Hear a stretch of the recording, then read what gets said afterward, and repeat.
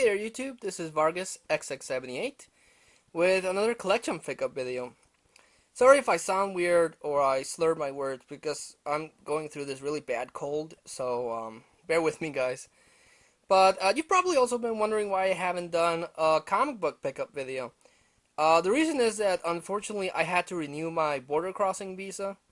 So while the whole thing resolved itself and I actually got it on the mail, I couldn't cross to the US, so uh, I got it this Wednesday, and I crossed the border on the weekend. So I had a lot of comic books waiting for me since it's been like I don't know, like around five and a half weeks since I stopped going to the U.S. So a lot of books to talk about. So uh, wanted to really share with you guys the long postponed comic book pickup video. But first thing I wanted to talk about is actually DC's pin promotion.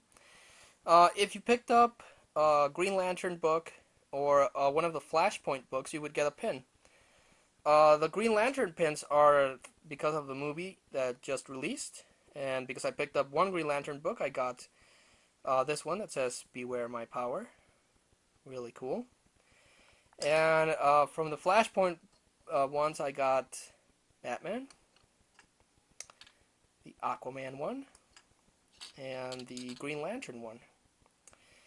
Now, I'm pretty sure they're still gonna give out these pins at Comic Con, but it's still nice that DC gives something back to the fans. It's not as cool as the Powering promotion. That was really awesome, but that's still a nice touch by DC. Okay, so let's get started with the books. First off, let's look at Action Comics issue 901. This is part one of the Reign of Doomsday storyline. The Superman squad is stuck in that ship, being hunted by three different Doomsdays. They rescue the original Doomsday only to meet up with a bigger threat called the Doomslayer, who is hinted that maybe he's a Doomsday from the future, who wants to destroy any trace of Doomsday, and in this issue he kills off the Eradicator. By issue 902, Doomslayer decides that he's going to wipe out the Earth, since that's, where the data of Doomsday lies, and he's going to smash the giant ship into the Earth. The Superman squad is able to stop it and divert it into the water and save Metropolis, but Doomslayer still says that the threat is real, and he's going to use the Doomsdays to destroy Metropolis. So the weakened Superman squad has to fight off against three superpowered Doomsdays and the Doomslayer. So yeah, really good. Really liking this crossover. Well, not this event. Picked up Amazing Spider-Man 660, concluding his adventure with the Fantastic Four against the Sinister Six. Really good issue. I really like this a lot. Spider-Man's really funny in this, and his interaction with the Fantastic Four is really good, so really like that. Then in issue 661, Spider-Man takes the Avengers Academy kids for a little field trip, and they encounter the Psycho Man, the villain from the Microverse, who's taking control of the emotions of the kids, and they're after Spidey. By issue 662, Spider-Man's able to, return the kids to normal. They defeat the Psycho Man, and everything's back to normal. Okay issue. And by issue 663, this vigilante goes around killing criminals, called the Wraith. Eddie Brock, the Anti-Venom, tracks her down and discovers that the Wraith is actually Jean the Wolf, who was a Spider-Man character a long time ago that was killed, and apparently she's back seeking revenge. The problem with the Anti-Venom is that if he gets too close to Spider-Man, he'll cure him of his spider power. So, yeah, big threat there for Spider-Man. Picked up Venom number 3. Flash Thompson is still trying to conclude his mission in the Savage Land by destroying the Arctic vibranium. but he encounters the Weapon Master who has targeted Betty Brant. So he goes back to the U.S. To try to save her, but he encounters Spider-Man, and that's where he loses control of the symbiote. Really liking the Venom series. I really like the spin they gave on the character and what they're doing with Flash Thompson. So definitely really fun book. Picked up Astonishing X-Men issue 37, continuing the Monster Island storyline. The X-Men are trying to stop Mentallo from using giant monsters to wreak havoc.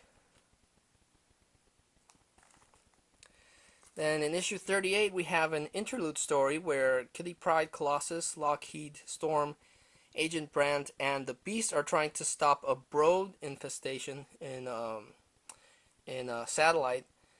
They're able to stop it, but it's revealed that Agent Brandt is turning into the brood, so things not looking good there for this team of X-Men. Brood are really, really cool villains there. And in issue 39, the X-Men go to Monster Island, but are pretty much defeated by Mentallo and his monsters. So this team of X-Men is all beat up, and they're bleeding and everything, and they're up against really, really bad things. So both teams in big trouble in this series. Picked up issue 3 of Fear Itself. Really liking this crossover. A lot of big things are happening. In this one, Thor is released, so he gets banished back to Earth. Bucky Barnes, Captain America, gets brutalized and left near death. And Ben Grimm gets a hold of one of these hammers and turns into a force of destruction. So things are really, really hitting the fan in the Marvel U with this series. So nice surprise there, actually. Picked up Fear Itself Spider-Man, only because it's Spider-Man, and at the beginning of this issue, Spider-Man is being eaten alive by some rats. He escapes that, is trying to fight off vermin and the fear effect that's happening. But yeah, not looking good for him either. Picked up Fear Itself, The Homefront, issue 3. Picked up this one mostly because of the artwork. The 3 mini stories that this book has really, really cool artwork. So I'm really digging the artwork on this, even if not all of the stories are as cool. So I'm only going to pick up the Fear Itself X-Men book that's going to come out. Maybe the Fantastic Four one. Finally picked up Onslaught Unleashed issue 4. Onslaught by the last issue was fully materialized in the Marvel U. The Secret Avengers and the Young Allies were trying to stop them. They do figure out a way, a pretty lame way to stop him. So only the new Nomads left. So they have to kill her to finally stop Onslaught. But by the end of the issue, it's not really clear if she is dead or if she's still, a ghost form. But kind of disappointed how they stopped Onslaught. Picked up Batman 710, featuring the return of Two-Face. Two-Face's coin has been stolen, and he goes even more crazy, but it's revealed that Gilda Dent, his estranged wife from a long, long time ago, is back, and she's with the crime family, and by the end of the issue, she shoots Harvey Dent. But by issue 711, he comes back. The Riddler said he's trying to help him. So along with the Riddler and Two-Face's army, he goes against the Mob family to try to confront Gilda Dent. I always wonder what happened to Harvey Dent's wife, and I'm really glad they actually are kind of showing what happened to her. So, like that. Picked up Batman Incorporated issue 6. Just a really quick look at Batman and how he's recruiting all these different Batmen in different countries. He has one in Africa, one in France, and so on.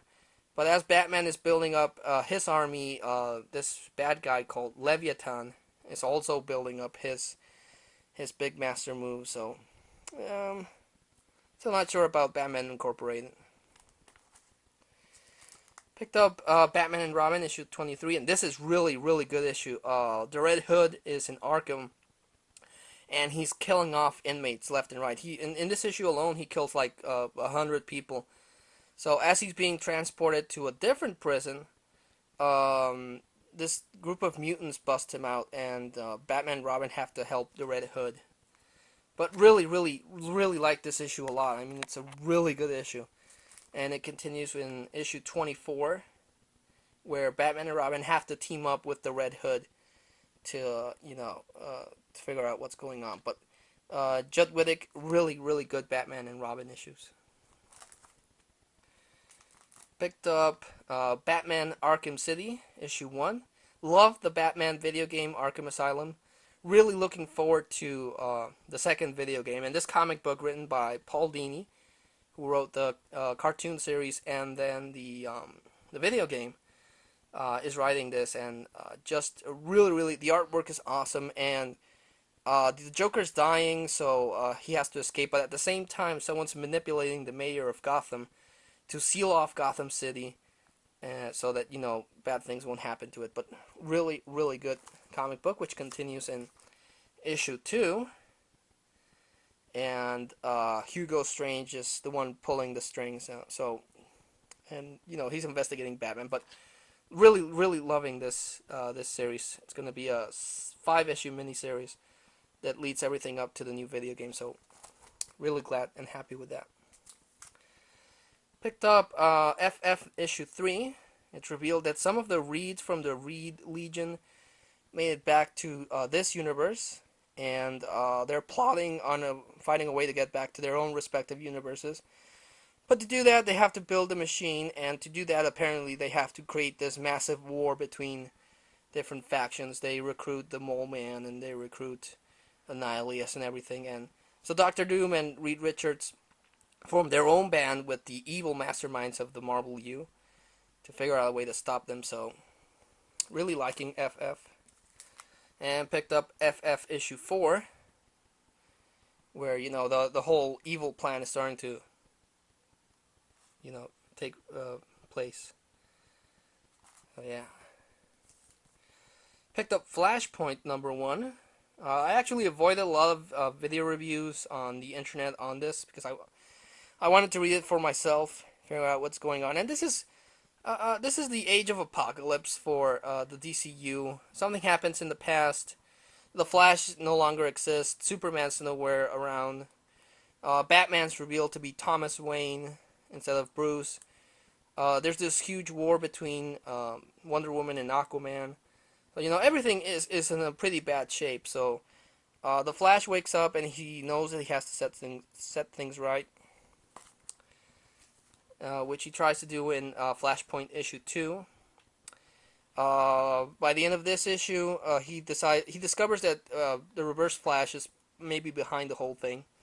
So he knows he's gonna have to use his power. So he asks Batman to put him in this electric chair and douse him with chemicals. He gets hit by lightning, but instead of getting his Flash powers, he gets horribly burned. So I guess there goes the last hope for this universe. But I'm liking Flashpoint. The art by Andy Kubert is really awesome, but this is going to be the big thing that starts the reboot, which I'll get to a little later, so I don't know.